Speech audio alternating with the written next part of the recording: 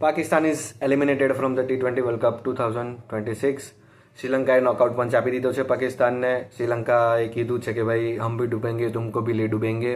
ન્યૂઝીલેન્ડને એક ફાયદો કરાવીને શ્રીલંકા વર્લ્ડ કપમાંથી બહાર જતું રહ્યું છે. હાલાકી શ્રીલંકા વર્લ્ડ કપમાંથી વિનિંગ નોટ સાથે વિદાય લેવાનું ઈચ્છી શક્યું હોત, પરંતુ તેઓ 5 રનથી પાકિસ્તાન સામેની મેચ હારી ગયા છે. તો કેમ છો મારા ક્રિકેટ પ્રેમી મિત્રો, ફરી એકવાર નવા વિડીયોમાં આપ સૌનું સ્વાગત છે.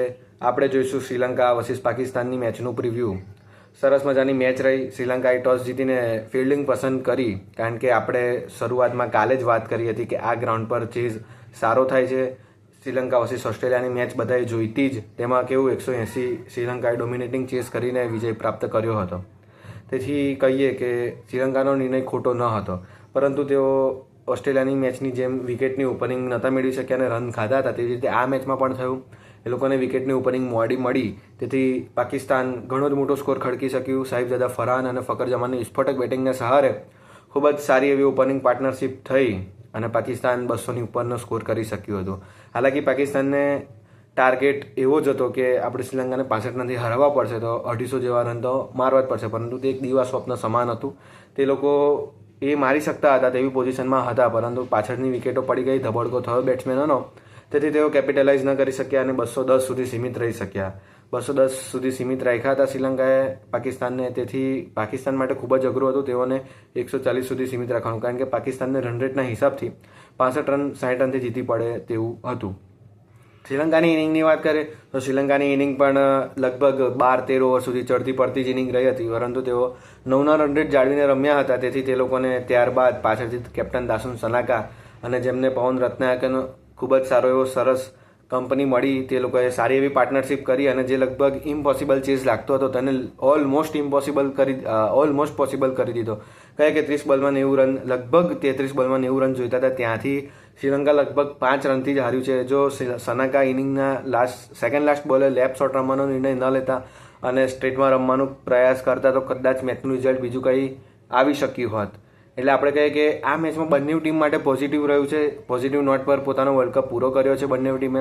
કહે કે પાકિસ્તાનને જે કોમ્બિનેશનની તલાશ આખા વર્લ્ડ કપમાં રહી હતી, તે કોમ્બિનેશન તેઓએ છેલ્લી મેચમાં ઉતાર્યું. એટલે આપણે કહીએ કે પાકિસ્તાનની ટીમ ઘણી જ પાછળ છે. તે લોકોને કોમ્બિનેશન શોધવામાં આખો એક વર્લ્ડ કપ લાગી ગયો. તેથી આપણે કહીએ કે નસીમ શાહ જેઓને પહેલી મેચથી રમાડ્યા હોત તો ઘણો મોટો ફરક પડી શક્યો હોત. આ ઉપરાંત ફકર જમાનને ઓપનિંગમાં કાલે જે ઉતાર્યો તેને તેઓ ઘણા વહેલા લઈ શક્યા હોત, કારણ કે સયુમ અયબ અને બોલિંગના લીધે રમાડતા હતા, પરંતુ તેમનું જે મેઇન છે બેટિંગ, ઓપનિંગ બેટિંગ, તે ખૂબ જ ખરાબ જઈ રહી હતી વર્લ્ડ કપમાં. તેથી જો પાકિસ્તાન આ રિયલાઇઝેશન વહેલું થઈ ગયું હોત પાકિસ્તાનને, તો તેઓ આ નિર્ણય વહેલો લઈ શક્યા હોત. આ ઉપરાંત બાબર આઝમને પણ તેઓએ કાલે બહાર બેસાડ્યો. કહે કે તે ચેનનો એટલો બધો ઇફેક્ટ મેચ પર ન મળ્યો, પરંતુ જે આ બે કી બેટ્સમેન અને બોલર છે નસીમ શાહ અને ફકર જમાન, તેઓ ખાસ પ્રભાવ પાડ્યો તો મેચ પર. નસીમ શાહ 4 ઓવરમાં 9ની ઇકોનોમીથી રન આપ્યા, જરા મોંઘા પડ્યા, પરંતુ આપણે કહીએ કે કોઈ પણ બોલરને ઘણી બધી લાંબી મેચો બાદ મેચમાં આવીને બોલિંગ નાખવું આસાન રહેતું નથી. તેથી આપણે કહીએ કે પાકિસ્તાનને પણ ઘણી બધા ટાઈમ લાગી ગયો.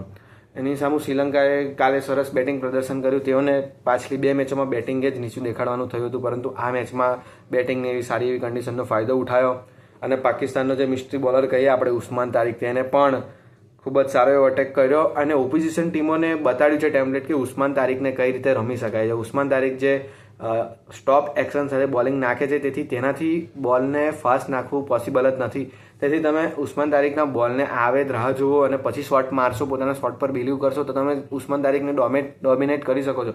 કાલે આપણે સનાકાની બેટિંગ જોઈ, પવન રત્નાયકની બેટિંગ જોઈ, તો એ પણ ઘણો જ બોલ જ્યારે આવતો હતો ત્યારે ટાઈમ લઈને તેને ડોમિનેટ કર્યો છે, સારા એવા છક્કા માર્યા છે. એટલે આપણે કહીએ કે વર્લ્ડ કપ પહેલાં જે ચર્ચા હતી કે ઉસ્માન તારિકને કોઈ ડોમિનેટ નહીં કરી શકે, પરંતુ ઉસ્માન તારિકની બોલિંગ પાકિસ્તાનને વર્લ્ડ કપમાં કામ ન આવી શકી ઘણા ઇમ્પોર્ટન્ટ સમય. એનાથી પાકિસ્તાન ક્વોલિફાય પણ ન કરી શક્યું વર્લ્ડ કપમાં. તેથી કહીએ કે મિસ્ટ્રી સ્પિનરને એવું કંઈ ખાસ રહેતું નથી.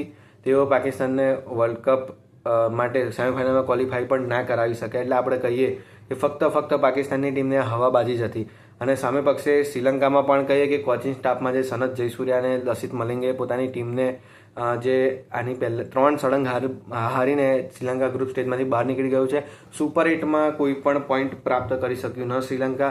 હાલાકી ગ્રુપ સ્ટેજમાં ખૂબ જ સરસ પરફોર્મન્સ કર્યું હતું ઓસ્ટ્રેલિયા સામુ, પણ તેઓ ઝિમ્બાબ્વે સામુ હારી ગયા હતા. ત્યાંથી તેઓનો મોરાલ ડાઉન થયો લાગે છે.